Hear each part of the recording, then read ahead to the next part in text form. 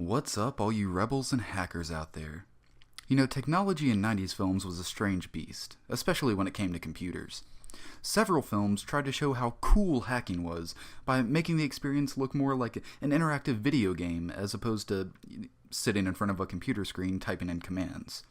Today, we look at one such film that upped the ante by also tossing in the Die Hard formula and dune buggies. That's right. Today we discuss the 1997 Die Hard in a School film, Masterminds, which pits a young Pete Campbell against a John Waters mustache-sporting Jean-Luc Picard in a battle of wits and dune buggies. So grab your skateboards, dust off your 90s lingo, and get ready to scoff at authority. It's time for Crushed Celluloid.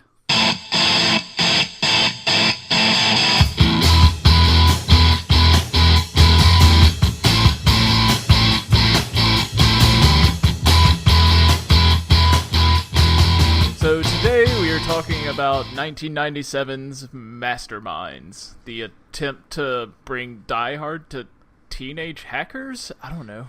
I guess this is one in a very long line of it's like Die Hard but in a school movies. Yeah. Which, you know, we did this one, so obviously I'm not going to do it for my column, but there's so many more that I could do that it's not a problem. Oh, good. I wouldn't want it to detract from your scope. This movie, it's like a hybrid of, I don't know, Die Hard and hackers and what's that rollerblading movie with Seth Green? Oh, Airborne. Airborne, yeah, it's like a mixture of all of these things. A little bit. I could totally see that. In fact, I kind of, when thinking about this film and looking up some of the background of it, I came up with a little bit of a trailer, a movie trailer for it. Oh, good. Do you want to? Yeah. Well, it's basically just the ending of a movie trailer. I'm not going to describe the movie or anything. Oh, fine. From the director of Battlefield Earth and the writer of some stuff not worth mentioning comes Masterminds. It's like Die Hard in a school, and it's like hackers in a school, starring Patrick Stewart as the evil European who needs money and has a master plan, and Vincent Kartheiser as some kid that's in the wrong place at the wrong time. I dig it. Because that wasn't a joke either. This really is from the director of Battlefield Earth. No, I saw that. I actually went through some of that stuff. I noticed that the second build writer, that this is the only movie he's written, but he has produced some of the most hackneyed comedic movies to come out in the last 15 years, like Deuce Bigalow, European Gigolo, and the likes. Okay, well, this is the thing. This movie, the screenplay actually only had one writer, and that's the guy that he wrote a couple other movies that, like I said, aren't really worth mentioning. But it took 3 people to come up with this story. It took 3 people to come up with Die Hard in a School. When I was in elementary school, I wrote like a 20 to 30 page script for Die Hard in a School. How the fuck did it take them 3 people to come up with this story? And I tell you, my script, when I was like, 10? Maybe younger? It didn't have that many on-the-nose Die Hard references in it. No, this movie is definitely beating you over the head with, hey, this is like that other movie they made a while ago. Yeah, it's ridiculous. I did better when I was 8.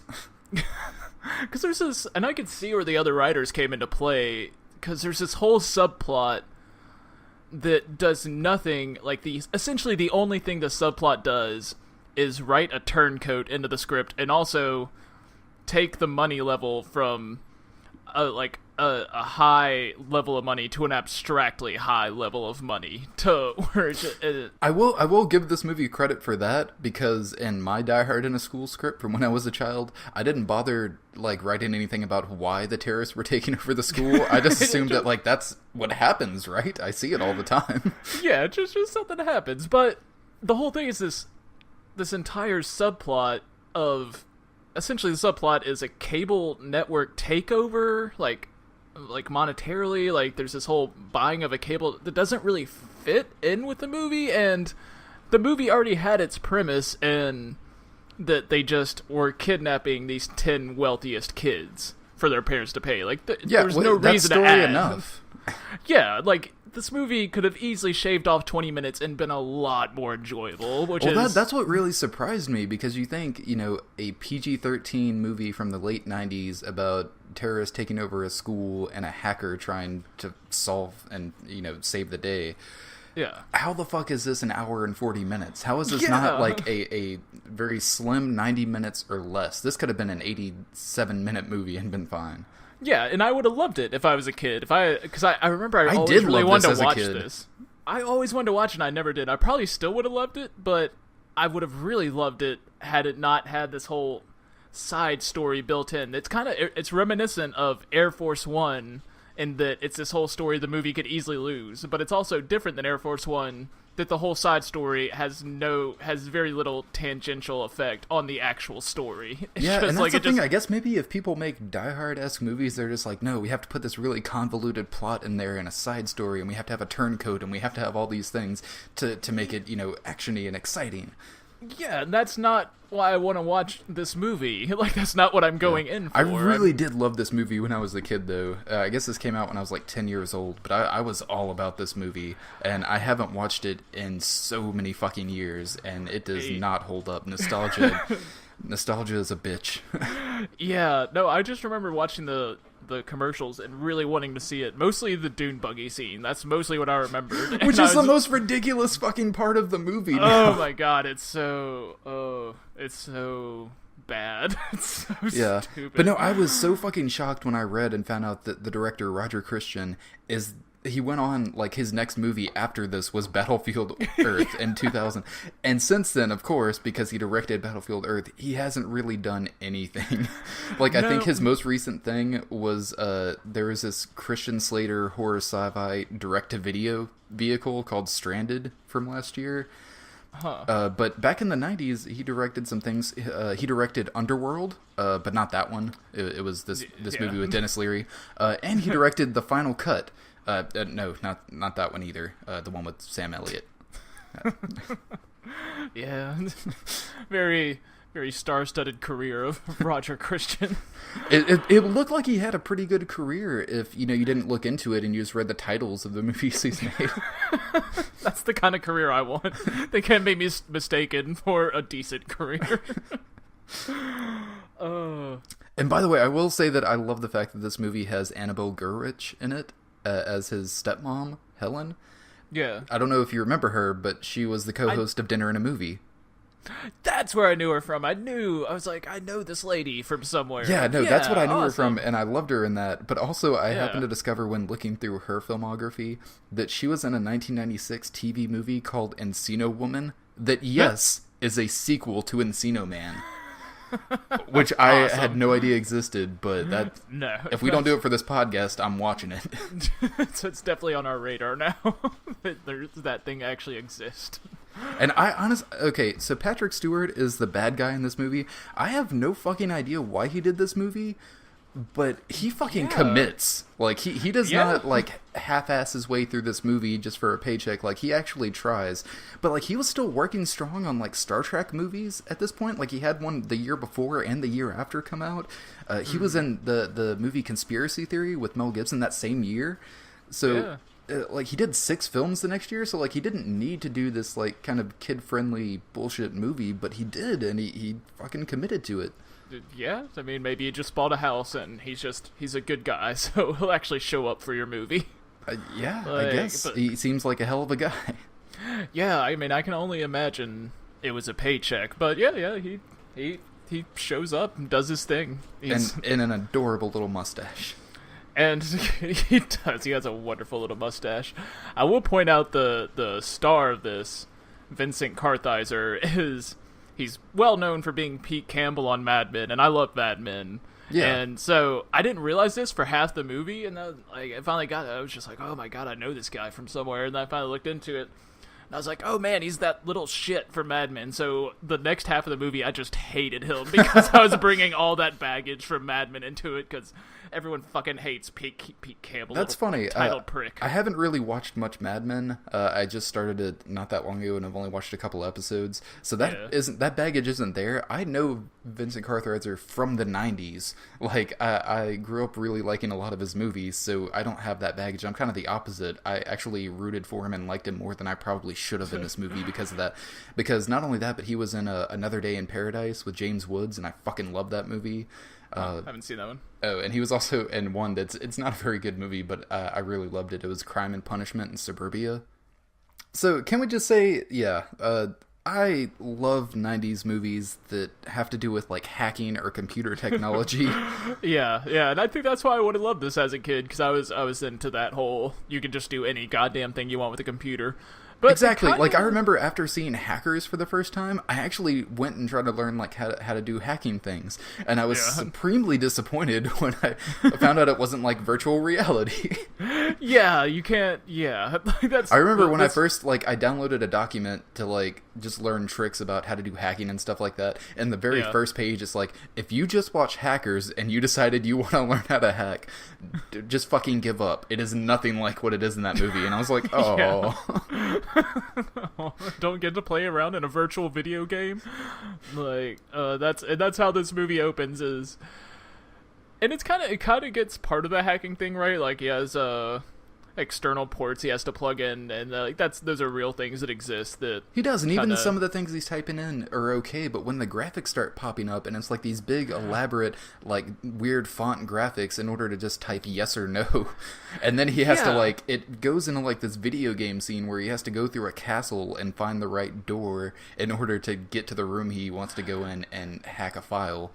Yeah, but that's the ridiculous part. The sad thing is, like, the graphics for this, it's not even good for, like, a computer game in 1997. Like, it's pretty bad graphics.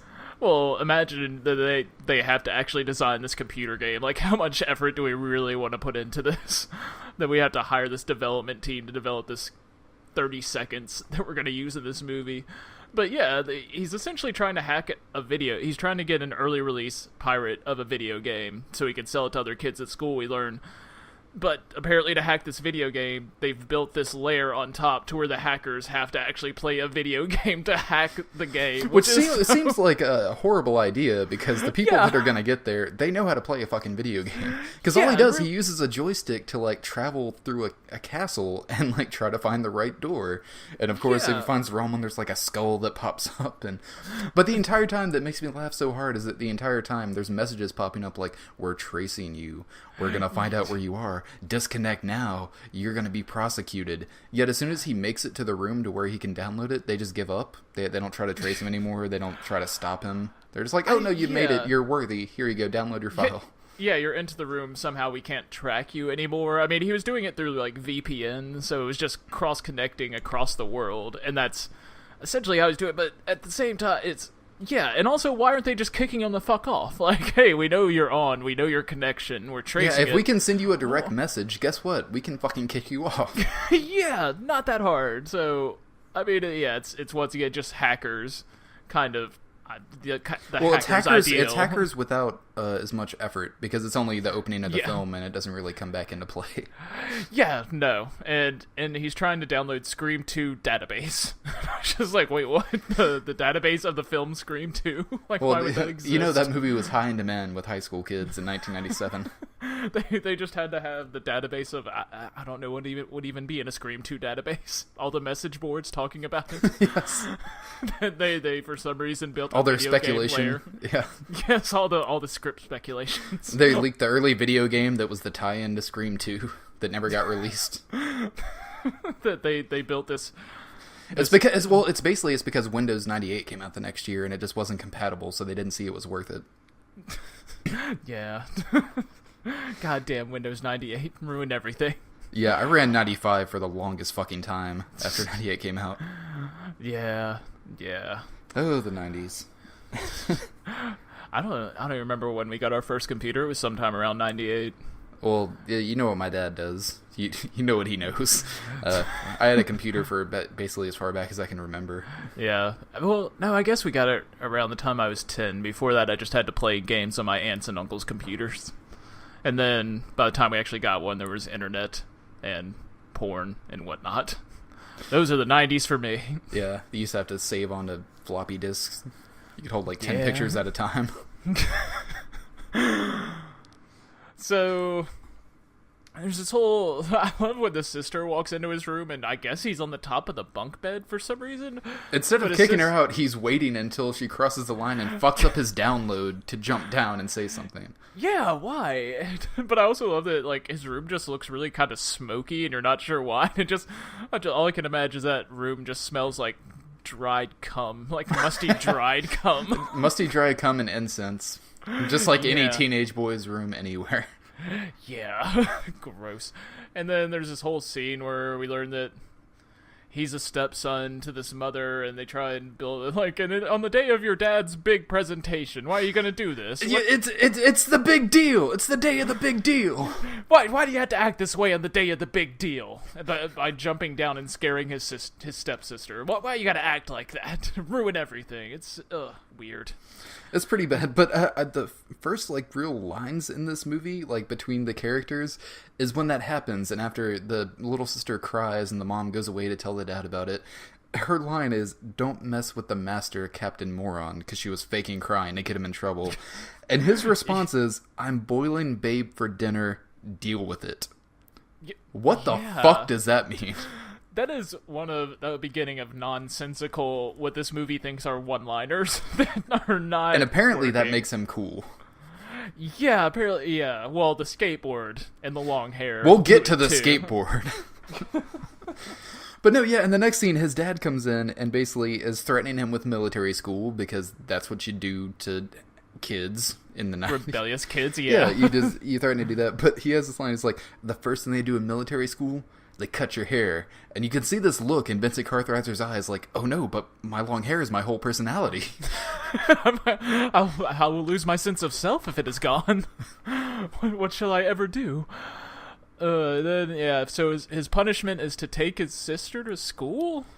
Which that seems like something he'd probably have to do anyway, but I guess he's doing it for them so they can go to work or whatever. Yeah, I guess that's the reason. But this scene contains Vincent Kartheiser's character, Ozzy. It contains this character in one line of dialogue. "I'm always in trouble." That's how it got put down on paper. That's what they want with this character. He is a slacker hacker that's always in trouble. Yeah, and it's not like they even needed that line. I mean, it becomes apparent when he goes to the school that he got expelled, and so why give all this exposition to make him a bad guy? Well, I think it's, he's already skateboarding, so he's cool, but they just had to beat you over the head with it and be like, ooh, he's a bad boy too. And he also keeps his little sister on a leash when he's taking her to school, which I thought was kind of funny. And very haphazardly skating with her through the streets as, like, they really overdo it on the car horns just everywhere. Be like, burn, burn. Like, you would think that they're about to die at every single second on the street. Well, he likes to live dangerously. Much as a 14-year-old kid can. He's a rebel. The boys want to be him and the girls want to be with him. Well, I mean, that's implied, I guess. I don't know how true it is. But I love that when he does get his little sister to the school, it's like a fancy private school or whatever. It's called like Shady Green or some shit. It's for rich kids. Glen, yeah. Yeah, whatever. No one cares. But the security guard stops him and is like, oh, you can't come in here. But I guess the reason he got banned is because he blew up a frog in the science lab? Yeah, that's what they seem to imply. He was like, we're still cleaning off the frog guts in the science room. Which implies that he may be psychotic more than anything. Like, that he's going around blowing up frogs. I don't see what that has to do with hacking. No, or being cool or anything. That's I totally thought he would have, like, fucked up the security system or done something involving electronics or something to get kicked out. Hacked into his grades or something, not blow up a goddamn frog. Like, why make him blow up a frog? Yeah, and honestly, that could be an honest mistake. Anybody could accidentally blow up a frog in a science lab. It happens. I remember high school. That was half my days in high school, blowing up frogs. One reason or another, just frogs exploding everywhere. Then I love the introduction of Stewart when Patrick Stewart when the principal comes out to yell at him because he's been, Which, been by the way, like, the banished. first thing she says to him, she's like, "You are in exile." Yeah, exile. You are in exile from this place. Like, whoa, that is some harsh language to use. Hilarious. But then, like, after she's got to talk to him, you just hear Patrick Stewart like, "What's going on here?" And he's just like, the camera just zooms up like he's been standing on the stairs watching them this entire time. I love it. That was actually a pretty decent Patrick Stewart impression you just did. I Don't felt- overthink it, because I don't think you'll be able to do it again. But I know. I didn't want to jinx it. I felt good about it though. I was like, huh, that felt good. And so, just as I love Patrick Stewart's interview, and then he kind of flirts with the principal a little bit, and he's a charmer. He is quite the charmer, and it turns out he's been working on the computer system at the school for a while or something, and this is his last day before he tells her about it. And then the takeover happens, which was a good sign because this movie immediately jumps into the action. And Yeah, so I think it's maybe 15 minutes in, maybe, max. Yeah. So it's definitely good. I will say, before the whole action scene starts, though, Ozzy decides to kind of fuck up their plans a little bit because he's like, "Oh, talk to me," like that. So he goes, and somehow, by just plugging some shit into the electrical outlets, he is able to transmit, like, scenes from the Playboy channel onto their computers. Yeah, didn't make any sense. It didn't, how he was but I doing will that. say that Patrick Stewart had the best reaction to that, is that at first he was kind of like, "What the fuck is this?" And then he's like, "Yeah." Yeah, I was wondering if he was about to make catty eyes at the principal. Like, He was really into that. He's like, "This is a sign." Yeah, and you would think, because the principal's sitting there with him at a computer, I would think her first reaction would be like, "What have you done? Why are you showing me this?" And it would get really weird in there really fast. But it's not so much the case. Well, she has pretty much no response to it whatsoever. And No, then he's just kind of like, he's at first a little mad, but then he's like, "I could actually get down on this." Yeah, I can deal with this. And then, like, the security guards, like, Ozzy, and then this truck shows up, and I love that it's like the good guys something service or something, and they show up at the gate, they get inside, and then almost immediate, like, then they just start shooting shit. I can't remember. Yeah, they shoot. They start shooting people with dart guns. That for some reason, and this no sense, because it's not like they look that bad or thuggish or anything. But when they go in, every single one of them has like a really long-haired wig and a fake mustache. And then as soon as they get inside the school, they start ripping off their wigs and taking off their fake mustaches, and then pulling out their guns. Like, yeah, we tricked them. It looks like a company of mustachioed, mullet-haired men for no reason. And then, yeah, they just take. Because off seriously, their most of them disguise. have like regular haircuts or like, a shaved head or whatever, and it seems like they would have been much more nonchalant and probably would have raised less eyebrows if they just went in how they actually look. Yeah, and it's not like they even do anything with their disguises. Like, people come out and they 'cause immediately tranquilize them. Yeah, exactly. They immediately take care of the security guard after they pass by, so it's not like, oh, someone's gonna be able to tell who we are. Yeah, no sense. No sense. There's at all. also a really good scene in this when the action starts happening where they're getting all their guns out and everything, and they open the back to one of the trucks, and there's 3 dudes standing at the very back door of the truck, and one of them is just like staring down and then like looks up as if he had been waiting there for like half an hour for them to open that door, just standing at the very back of the truck. It's like, no, I gotta make an entrance, guys. Yeah, wasn't that the same guy? Oh, we'll get to it later. Was that like the main bad guy that's chasing Ozzy? Oh, no. The guy that was in the truck, that was the driller. Oh, okay, the driller. Okay. Yeah, I more so than any other movie we've done, I tuned out during half of this movie. I was just like, I tried God. I was with it for the first bit. I zoned out a Yeah. lot in the middle, and then I was kind of with it again in the end, but more so just because I was laughing at how fucking ridiculous it is. Oh, it keeps But in getting... this part, when this is happening, there's the first, like, really, like, on-the-nose Die Hard reference where Ozzy is talking to his friend, and he's like, "We've got a Die Hard situation here." Yeah, and I was wondering, I was like, are they literally referring to the movie? Like, I know it's supposed to be an in joke, but No, I think they're literally literally referring to Die Hard. He's like, "There's a Okay. bunch of terrorists with guns. Where it's a Die Hard situation because I'm all alone and I gotta save the day." Yeah.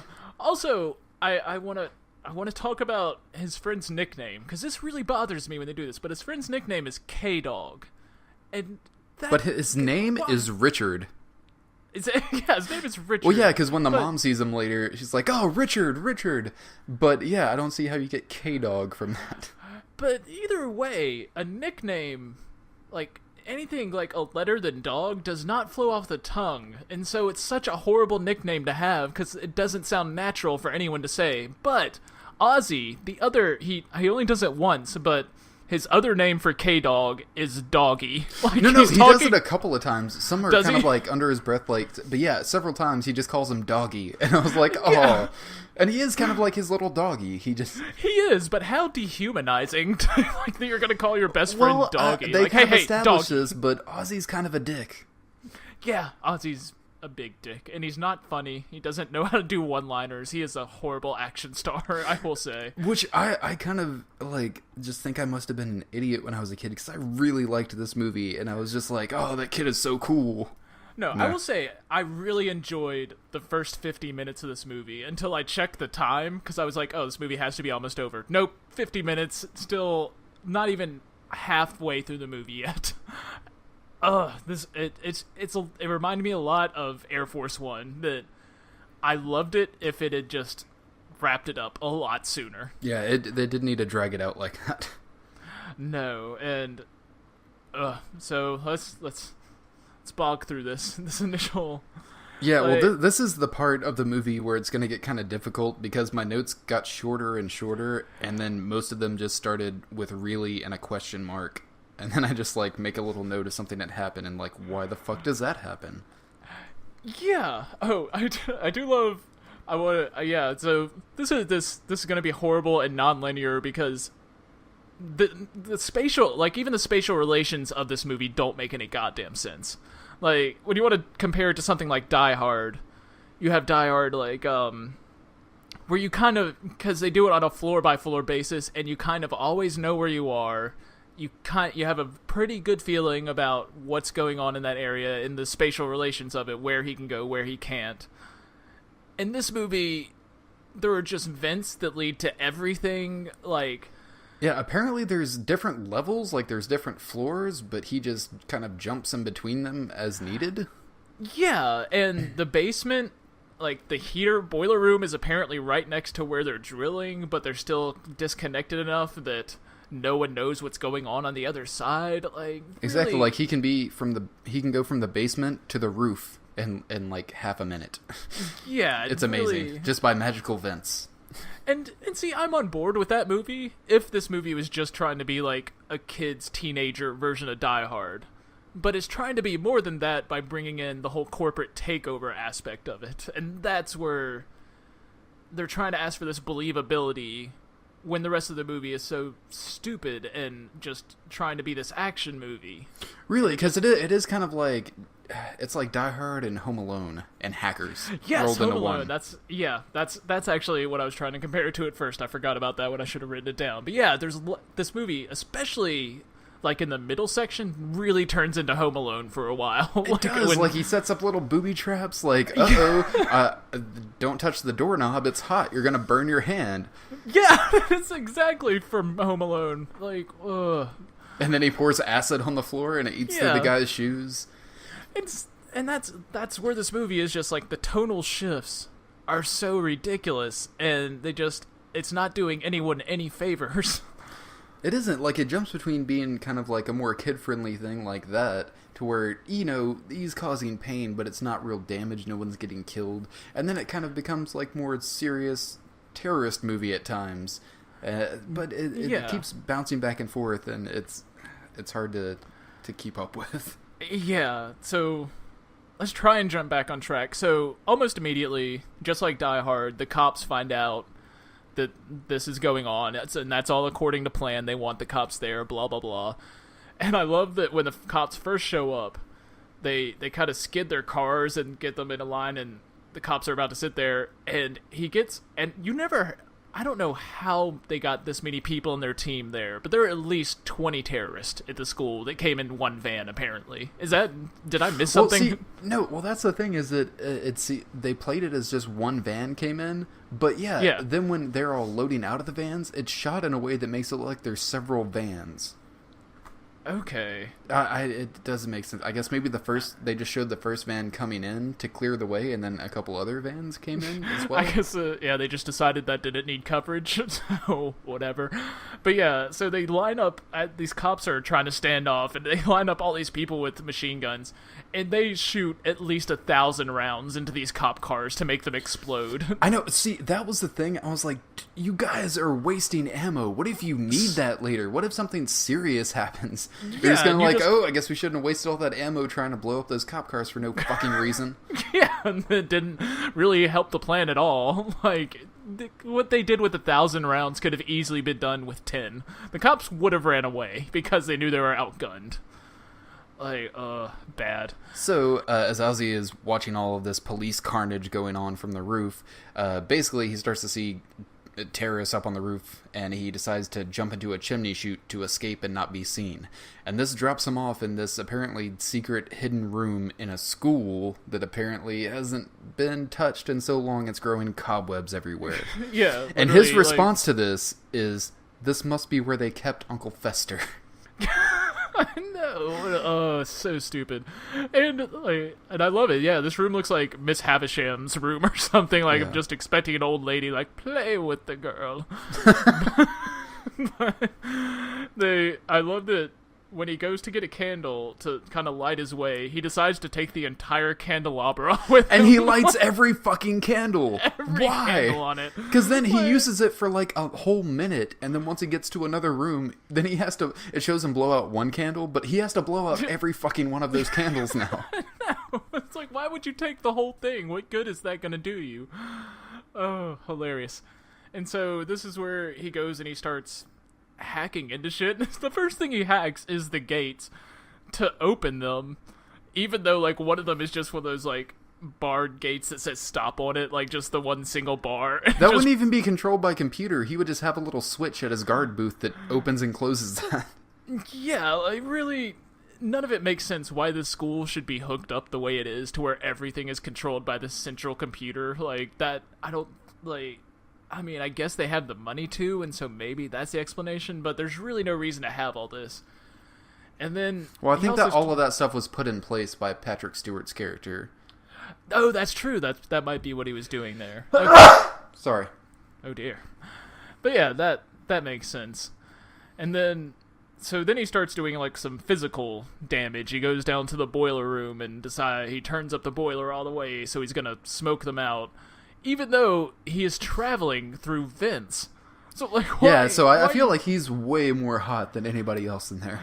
Yeah, I know. Like, there's the scene right after he does all this where he breaks off the knob so they can't turn it down, and he's in a vent, and he's like... He's sweating his ass off, and he's like, how are you guys enjoying your sauna? Like, what are you talking about? How are you enjoying your sauna? Yeah, like, looks much worse for you than it does But I for love, them. though, because he does do all that, and then he runs away, and so the terrorist guys come back into the room to figure out what's happening with the computer and why the doors are opening, and he just put a screensaver on the computer before he left that just says Wiener Head, and, like, bounces around. Wienerhead. Oh, what a hacker. He hacked into the screensaver. He made a specialty screensaver. Oh, man. I love the scene right after he breaks the heater. Like, the guy that's going to be chasing him most around the time, he comes in because he's been after him. It's after he's put hot. It's after his whole Home Alone stint. And he gets the guy, he's like, why don't you take a step forward? And the guy steps, it's on this pile of coal. And you're just like, oh, he's about to do something. And there's this lever, obviously, right beside his head. And he pulls it down. And his one-liner, as a mountain of coal falls on this guy, is, you know, coal is the most abundant resource on planet Earth. That's a fucking one-liner in this movie. What the fuck? Yeah, it is. But he said it so cool-like. You know? Yeah, he sounds like such a cool guy. Which, really, like, why the fuck does the school have a coal chute? Especially with that amount of coal coming out. I guess it's like, even if they needed it for, like, the boiler or whatever. Like, why would they need that much fucking coal? I don't get it. I don't either, but also, like, this is the main guy that's been chasing him the whole time, and he comes back later.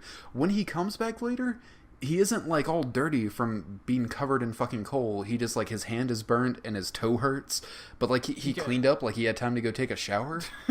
Yeah. Like, he had been covered in coal. He should have, like, had blackface on, pretty much.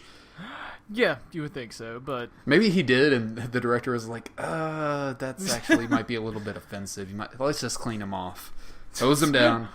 Might be offensive to coal miners. It's our main demo, really, going into this.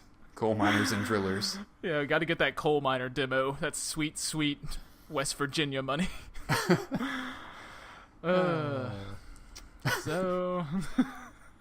I also love that it gets hot, and so the computers start overheating because they're old 90s computers, and their idea is to bring ice to dump on them. Well, yeah, at first they just had fans, but yeah, they're like, ooh, ice, get ice in here. But they have it in bags, but that's still gonna excrete moisture, which is not good for the computers. But apparently it takes sprinklers being on for a good 5 minutes for enough water to get in your computer to fuck it up. Yeah.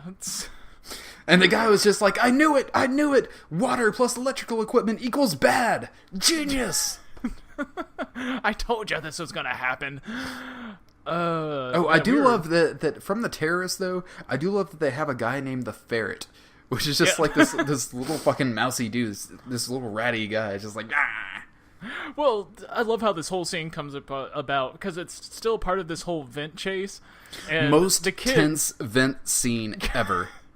Oh yeah, but before this whole vent chase happens, the kid comes out of a roof, like a hole in the roof, and he pops up, and the bad guy that's been chasing him is sitting there, right there, with a gun to his head. And I was like, how long has he been standing there, and how did he know he was going to come out of that one place? Like, that made no sense whatsoever. It's like, I got a feeling. Sooner or later, he's going to pop up out of this duct. He had been there for like 2 hours. Yeah, just standing there like, it's going to happen. I just imagine the torture of having After the first hour, he's just like, no, it's going to... he's never going to come. No, it's going to happen. I've committed this long. I need to stay. And so... Because now if I leave and he does pop out of there, I'm going to feel like an asshole. But what does the kid immediately do? He's like, nope, and just shuts the door back on him and goes away. And it's like, well, a lot of good that whole thing did for you. Yeah. It's very weird. And then the guy looking at it is like, there's no way I can fit in there. And so Stewart tells him, get the ferret. The ferret comes up there. He's not any smaller than the other dude. The other dude he's shorter. He's shorter, but he's not like super skinny or anything. No, he's just, he happens to be a little bit shorter. And so the ferret runs around trying to find this kid, and whole vent roofs or vent chase thing where he's stabbing up in the vent. It's basically, you know that really kind of like short but nice and well played scene in Die Hard where he's in a vent and they're shooting at it, and the guy Carl takes his machine gun and is like poking the vent to see where he is, and then he ends up going away. That really short, like 2-minute scene that's really tense and really worked well. It's like that, but spread out to 15 minutes. Yeah. And it's, and it doesn't play well. It's not fun. It's very trying on the audience's patience. I was like, we get it. He's in a vent. It's dangerous. He's poking it with a sword. Whatever. He's not going to stab him. We know what this movie is. And also, well, another thing about the vent scene, why isn't he just shooting the kid in the vent? Why does he want this kid alive? Because they talked to Patrick Stewart not too long after there, and Patrick Stewart says, let the ferret tear him apart. And so apparently the kid is expendable, but why aren't they expending of him at any point? Well, that's the thing. They could, obviously, he'd just start shooting the vents, but no, this kid has pissed him off. It hurt his hand and his little toesy-woesies. So he grabs, like, a fucking knight's spear, and he's like, no, I'm gonna stab this motherfucker with a spear. Well, no, because he's not even trying to stab him. He's trying to chase him to the ferret. Which brings it up again. Why didn't he just fucking stab him? Yeah, that's a good point. It doesn't... There's no reason that this whole scene should have been played like that. He should have been stabbed initially if this was actually happening. And that would have been it. Like, oh, well, that's the end of the movie, I guess. But they don't even... For as much as they try to explain why this money is getting up so high and the whole turncoat situation that happens at the end, they could have spent an extra 2 seconds to explain why they need this kid alive instead of dead. Really? Yeah, because they had, especially like after all the trouble he caused them, they even had a point where they had him, and no, they just tie him to a chair and leave him there. Yeah, once again, if he is expendable, fucking expend of him. What are you doing? But it's not that kind of movie. No, not that kind of movie. But they do. The kid ends up turning on the sprinklers and everything, and I love that everybody in the main computer, like, bad guy lair, like, has an umbrella and immediately almost opens it up. And so they're all sitting there with umbrellas. Like, the guy's like, everything's getting wet, and Patrick Stewart's like, oh, I know, I could see that, or something. Yeah, it was kind of funny. One of the few funny lines in this movie. I will say Patrick Stewart does have a really good line and just a good scene later on where Brenda Fricker, who plays like the principal, is saying like, oh, they're gonna fry you. And he goes, the only place I'm gonna fry is under the hot tropical sun. Yeah, and he does like a little dance. Like, oh god, that was so good. Yeah. He does, that scene was so good that at the end of the movie, when they're playing the credits to show who played everyone, they do like a little scene recap of what you already saw them do. And of course, they used that for Patrick Stewart. Yeah, and later on of him diving into shit. Because that had to be played again, because it was classic. So during this whole time, we've been kind of skipping over. There's this whole subplot of the father being involved with having to buy this, or buying the buyout of this cable company, and it turns out the guy that he works for, his daughter is one of the ones that's been captured for being rich. Blah blah blah. Yeah, we're kind of skipping over it because they kind of skipped over it. Yeah, it's pointless, and it doesn't matter to the movie except to make the dollar amount that he's demanding go from $75 million to $650 million, which is it doesn't add any stakes to the movie. $75 million is still an incredibly high number. But now, it's kind of low for terrorists that are going through that much effort. That's true. This is a lot of effort, and so that's essentially what happens there. And then Patrick Stewart initially says, I want the money to be delivered, small bills, denomination, blah, blah, blah. I want it to be delivered by a helicopter. They delivered the money in a helicopter to put it on the vans that they brought in. Like, why the demand of the helicopter in the first place? Why not just drive it over there if you're just putting it on a goddamn van anyway? Well, I guess they were setting up, like, and I'm not even sure if that's the same helicopter. They kind of play it back and forth. At first, I thought the helicopter is what was bringing, like, Ozzy's dad and the other kid's dad. Oh, that's true, yeah. So, but they also, like, afterwards say, like, yeah, we got your helicopter. So I guess they're just like, can we use your helicopter now that you're here to tell them that we have a helicopter for them? I guess so, yeah. It really doesn't make much sense. But then there's this scene, because they try and play up that Ozzy's a stepson, and they got K-Dog's, walkie-talkie, yeah.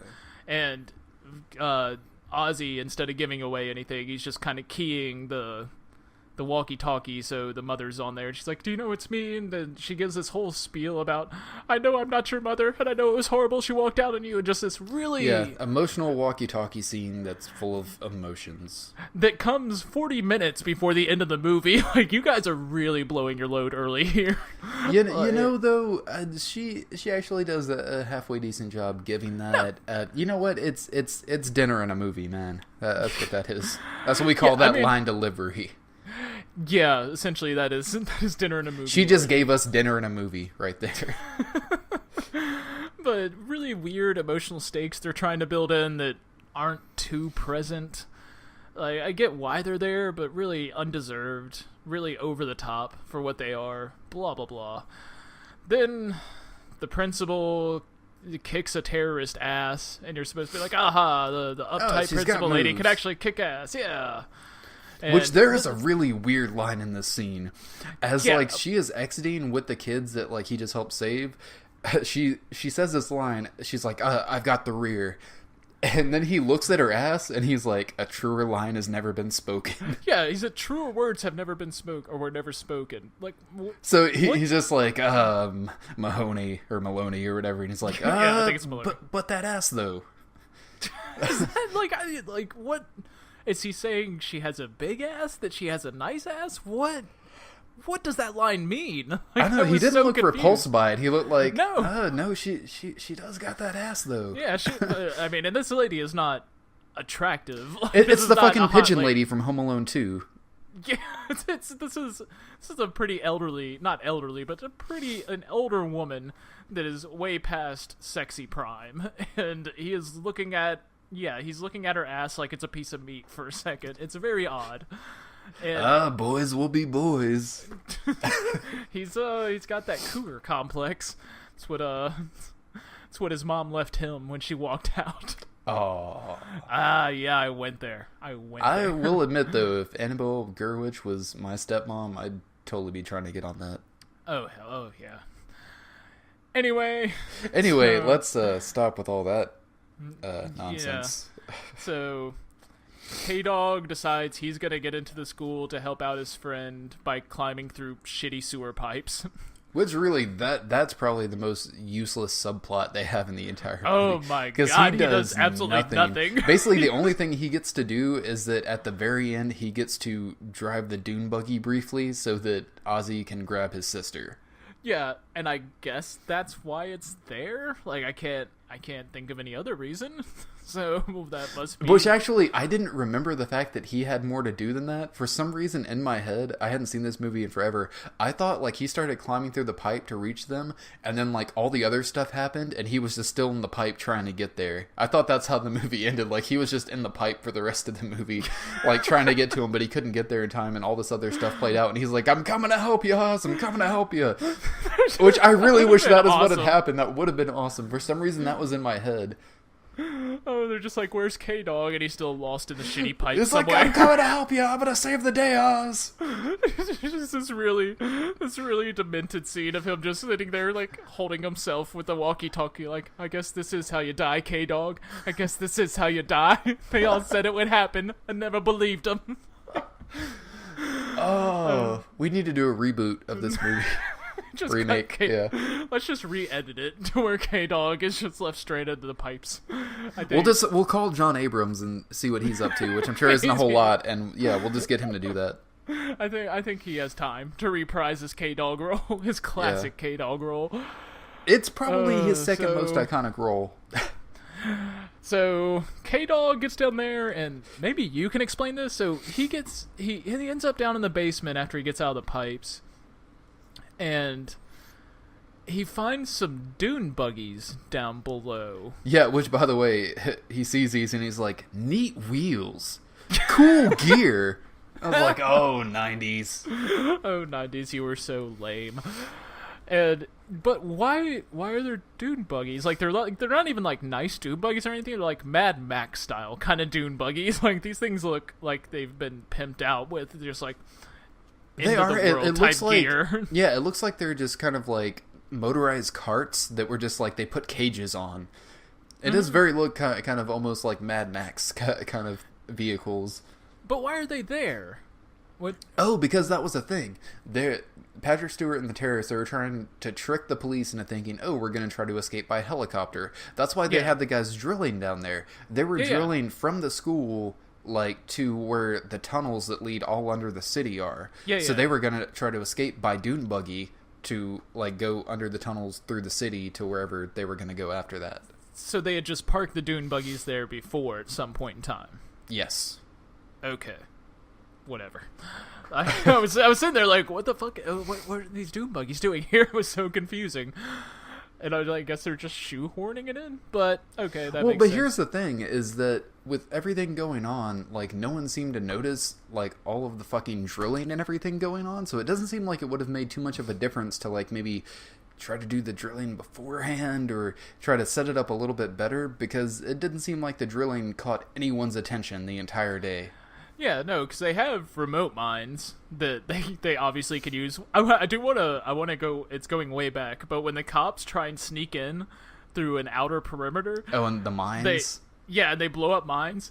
these mines appear to not do anything. Like, the cops are literally, like, the mines are blowing up right next to them, and they just kind of keep running. Like, they are literally... Well, yeah, but then there's an 80-yard line where they're like, let's get out of here! Yeah, oh no, but the mines... it's a 90s PG-13 movie. It's not going to get that bloody. No one can actually die.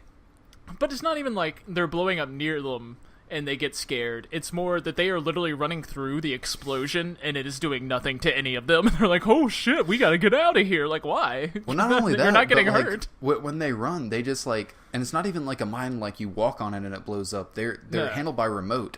So as soon as they're walking in that area, they blow up every mine they have. They blew their wad. All they have to do is send a second squad of guys through that exact same spot. And guess what? No more mines. Yeah.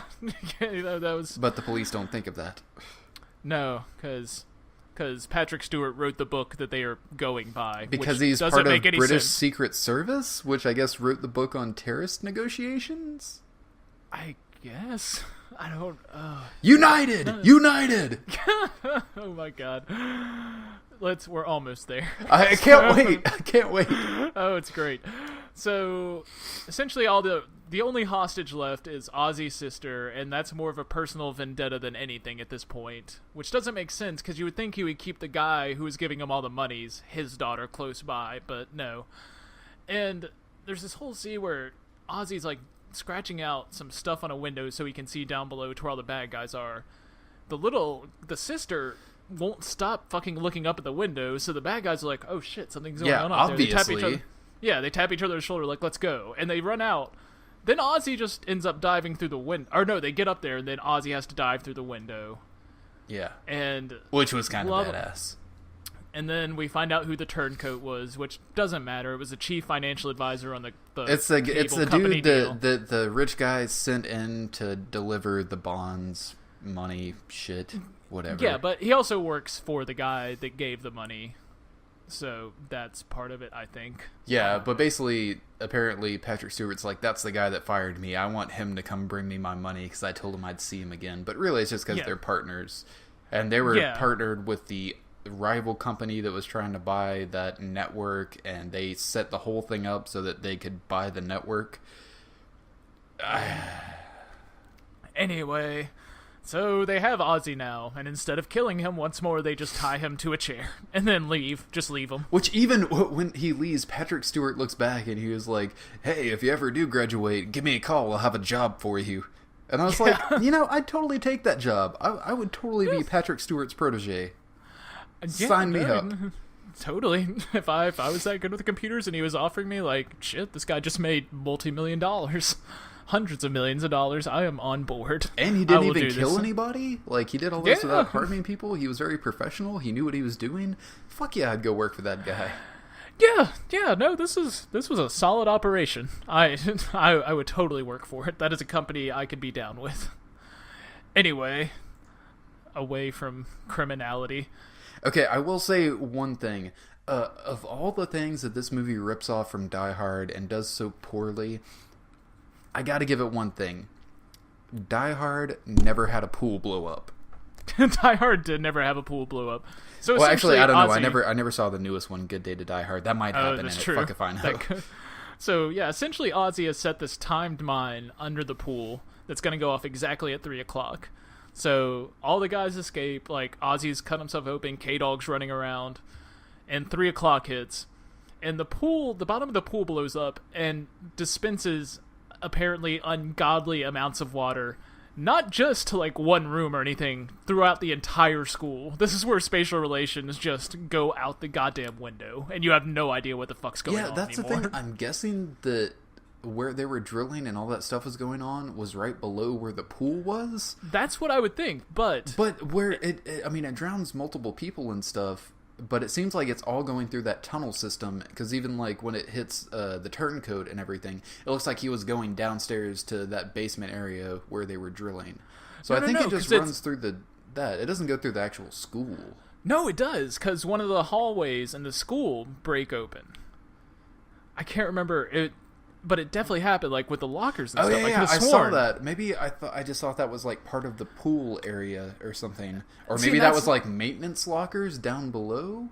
maybe, like, I guess that could be it, because at first I was like, well, of course the pool's at the bottom of the building, but then I was like, wait, is it, like, on the second floor, and it's just going through, like, it really... Well, either way, it's not that big of a pool. So, like, it doesn't have nearly as much water. Yeah, it would definitely run some water through, but it would probably run out within, like, a minute or two, and this lasts for a long time.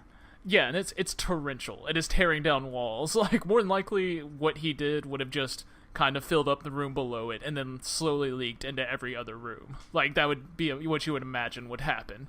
But no, this thing is just breaking down walls everywhere. Basically, like, it turns into Titanic for a minute, and it's just like water rushing everywhere. Yeah, really, really ridiculous. And so this whole scene happens, blah, blah, blah. Pretty much everyone is foiled except for Patrick Stewart, who has Ozzy's sister, and then Ozzy and K-Dog make it down to the dune buggies, and we get to dune buggy chase. Yeah. And you can I will say over... that is my favorite Patrick Stewart line, though, is when he first gets to the dune buggies. He sees the turncoat laying on the ground, but he has, like, his money, which is in, like, bonds. And he puts it on there, and he's like, well, sorry to see you go, but I've never been that good at sharing.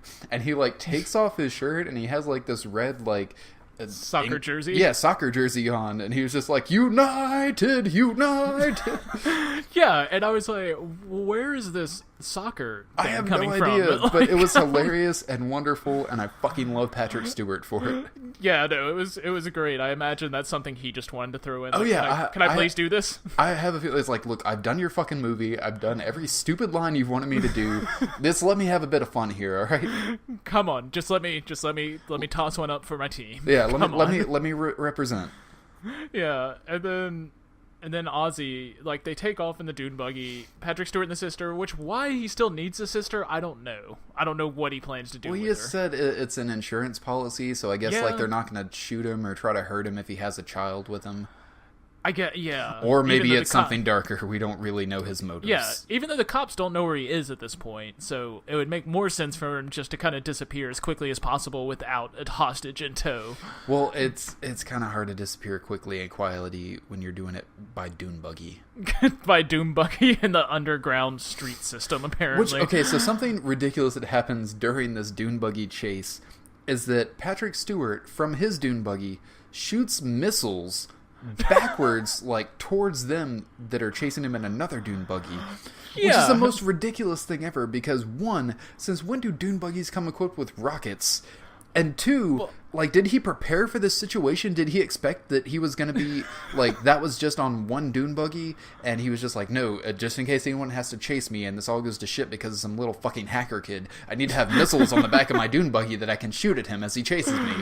Yeah, he called the hacker kid. No, that was what I was wondering. I was like, okay, it makes sense if they're forward-facing on his dune buggy, and they brought them there because... He has to, like, blow up a wall or something to get through. But that's not the case. They're pointed backwards, as if, like, if someone chases me, I can shoot them with a fucking rocket. Yeah, would have made more sense if he just had, like, grenades on his person or something. Like, because that would follow with what's been happening for the rest of the movie. But no, he has a dune buggy with fucking rockets pointing backwards. Like, well, and that's the thing. His little, like, jacked up dune buggy that looks like something out of Mad Max has computers in it, and it even says when he locks, it's like thermal target locked on. Yeah, they're heat-seeking missiles also. Yes, but of course it doesn't hit the dune buggy, which is obviously releasing a lot of heat, or the two people in it that are also releasing heat. It moves right past them and then hits a wall. Yeah. Which I'm sure was emitting so much heat. That's really where all the heat was heading towards. And I am so fucking sorry to say this, but dune buggy chases are not very exciting. No, not at all. And that's what it sold me on the movie so long ago. I would have been very disappointed, I think. Well, apparently I thought it was awesome when I was a kid, but now I'm just like, man, like, they don't even go that fast. Like, there's not that much tension. It's just kind of boring. Yeah, just really, really boring. But I think they realized that, and so they made some time to make a 3-point turn joke. Yeah, and I love that because I was like, wait, I wonder, like, either Austin Powers is cripping this or Masterminds is cripping Austin Powers. They came out the same year, so who knows? I know. That means they were both made around the same time.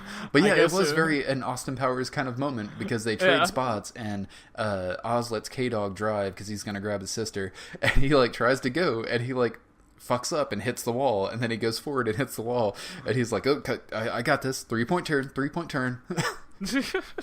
And then when they finally catch up, there's the stupidest scene of Ozzy trying to convince his sister to get off her dune buggy and come onto his because they're traveling at such high speed. She surely would have scraped a knee if she fell. They're going like 15 miles an hour maybe. Yeah. So there's this weird scene where he's trying to bring her over, and Patrick Stewart, like, he looks like he's half-heartedly trying to hold on. Like, it barely looks like he's even interested. And it ends up with him just being like, "Oh, sod it, you take her." Just like she goes over to the other dude, like, you could have done this a lot earlier. And he goes down one tunnel, and I love his line that's APR to just, "Bloody kids, where the hell am I?" Well, that's the thing, is that, and then he keeps driving, and, they end up going through a sewer system and coming up through a grate downtown. Yeah, whatever. But Patrick Stewart, he's just, like, going fast, and he's like, "Oh, where the hell am I?" And then all of a sudden he sees a light at the end of the tunnel.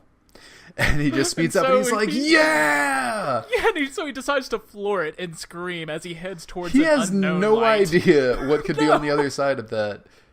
And he is just gung-ho gonna go for that open pipe. He's like, this is obviously salvation. And of course, because this is a PG-13 kids movie, he doesn't die, but we have to put him in some shit at the end of the movie. So he basically comes out, and apparently it's the sewage reservoir or something. I forget what the sign said, but basically you just see a lot of, like, shit floating in the water, and he lands in that, and then he's still okay. You hear police sirens, but he's, like, swimming and trying to get his briefcase full of money. Yeah. And I basically... Okay, I see the end of the movie as this. And finally, Patrick Stewart drowns in shit water. The end. Because you figure something bad has to happen to him. I figure he just drowns in shit water and dies. I mean, honestly, that water is probably noxious. Like, it would probably knock you out if you were actually in a sewer treatment plant. Oh, yeah. Like, and even if it didn't, like, your insides are going to be destroyed by all the bacteria in there. Yeah, but I mean, I think that is one of the better moments of the movie is he sees his briefcase sinking, and instead of getting out of the water, Patrick Stewart decides to dive beneath the shit water. And I was like, that's pretty cool. That's almost a salient point about greed, I guess. Which is the end of the movie, actually, because they go to this whole thing where they're downtown and they're like, the reconnection with the parents and whatever. Yeah. But the movie ends on Patrick Stewart diving into the shit water and everything, while also going back to some of the horrible 90s rock music that has been the soundtrack for this movie. Yeah, but yeah, they totally Reservoir Dog the ending. Then you hear the police sirens, and then Patrick Stewart dives underneath, and then that's the last you see, and it fades out. And then we get another 5 minutes of character padding. Did you really padding. just compare this movie to Reservoir Dogs? I think it's worthy. Would you not say this is in the Reservoir Dogs wheelhouse? I mean, just imagine. I've always thought of Patrick Stewart as a makeshift Mr. Pink. If I can say honestly. He really is. He's all about the business. Ozzy is just like oh god, what's his name? Who the fuck was Quentin Tarantino? Mr. Brown? No, I was gonna go for the undercover cop that got shot. Oh, Mr. Orange, Tim Roth. Mr. Orange, yeah.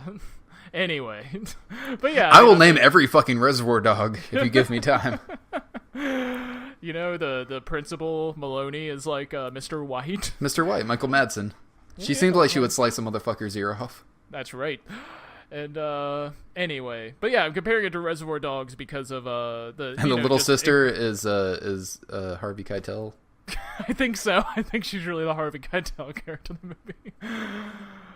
But yeah, Masterminds kind of sucked.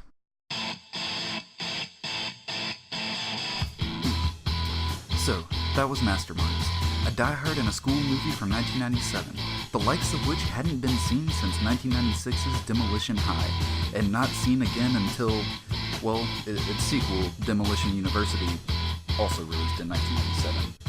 Oh, the 90s. Join us here next week when we tackle a sort of sci-fi drama dripping with mediocrity in the form of 2001's K-Pax. Next time, here at Crest Celluloid.